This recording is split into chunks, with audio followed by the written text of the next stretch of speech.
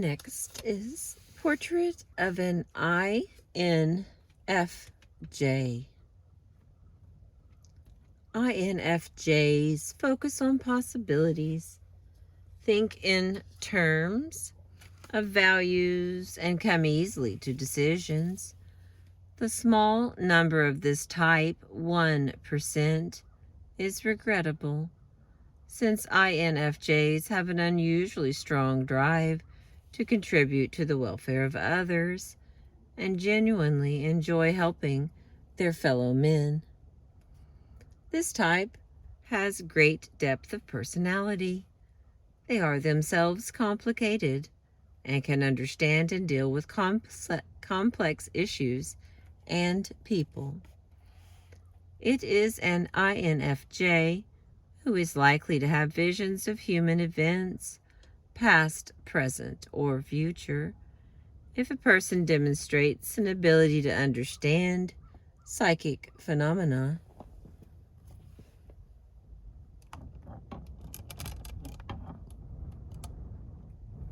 sorry about that.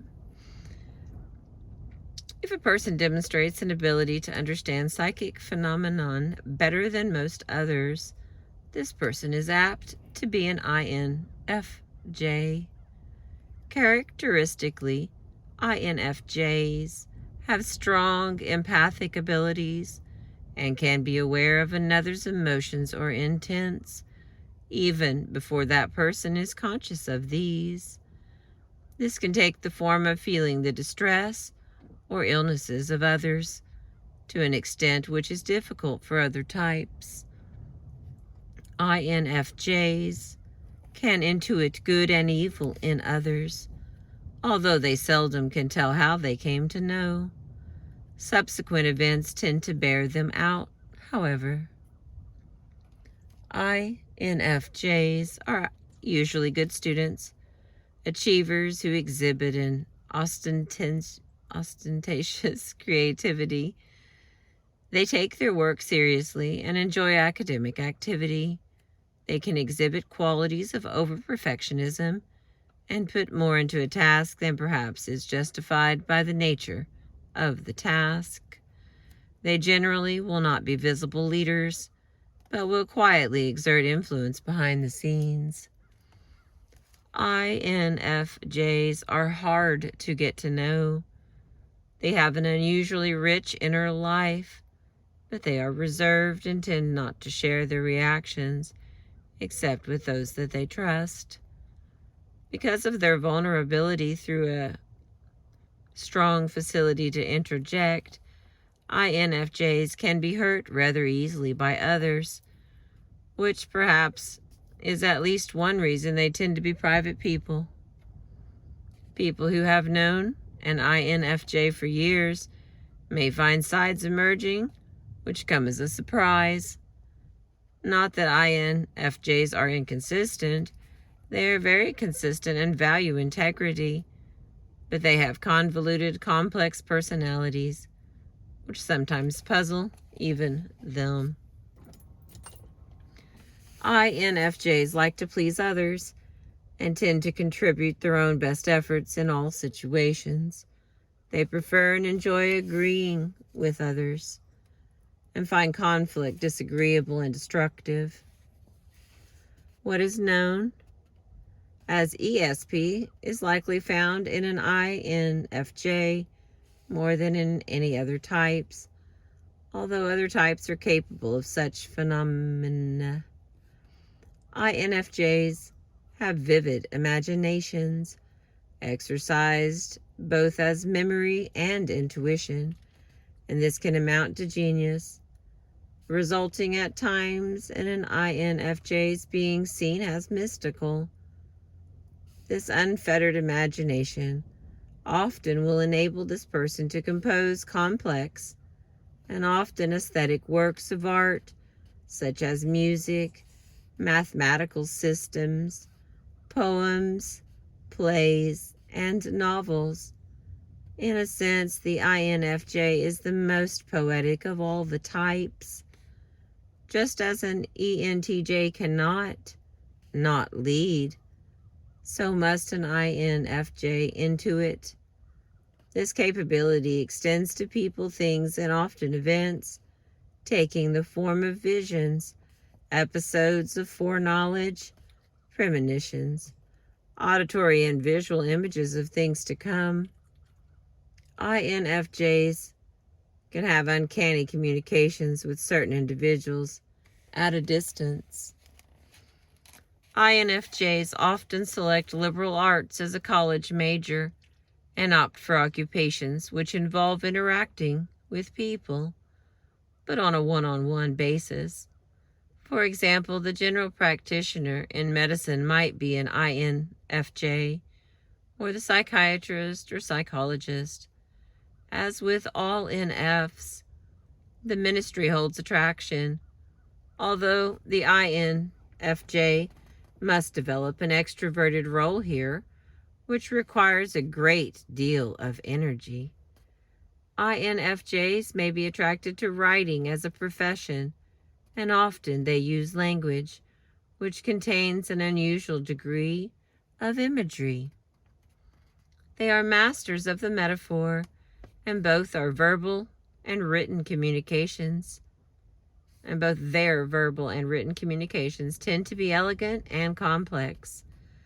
Their great talent for language usually is directed towards people, describing people and writing to communicate with people in a personalized way. INFJs who write comment often that they write with a particular person in mind.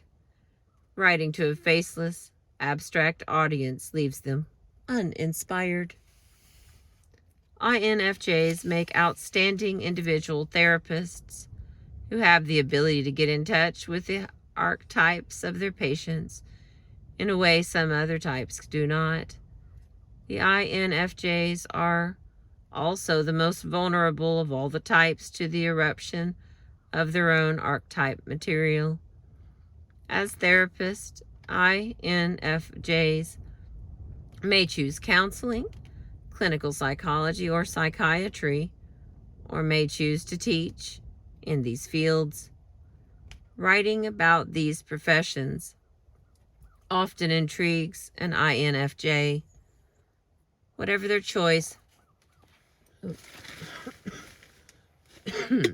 just a second.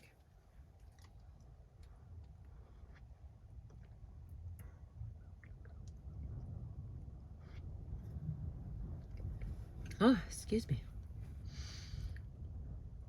Whatever their choice, they generally are successful in these fields because of their great personal warmth, their enthusiasm, their insight, their depth of concentration, their originality, and their organizational skills can all be brought into play. At work as well as socially, INFJs are highly sensitive in their handling of others and tend to work well in an organizational structure. They have a capacity for working at jobs which require solitude and concentration, but also do well when in contact with people, providing the human interaction is not superficial. INFJs enjoy problem solving and can understand and use human systems creatively and humanistically.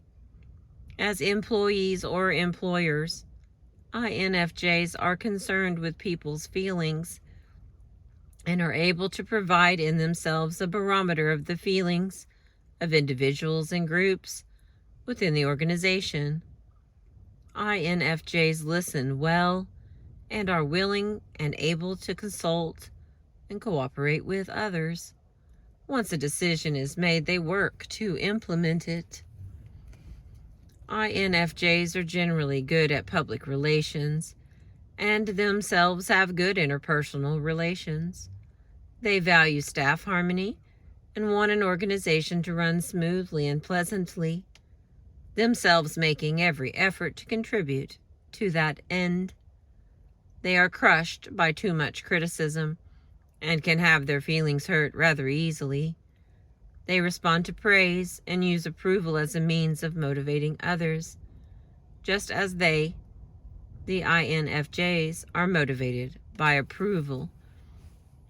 If they are subject to a hostile, unfriendly working condition or to constant criticism, they tend to lose confidence, become unhappy and immobilized, and finally become physically ill.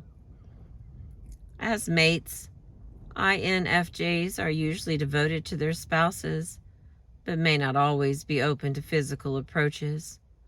They tend to be physically demonstrative at times, but wish to choose when, which is when they are in the mood.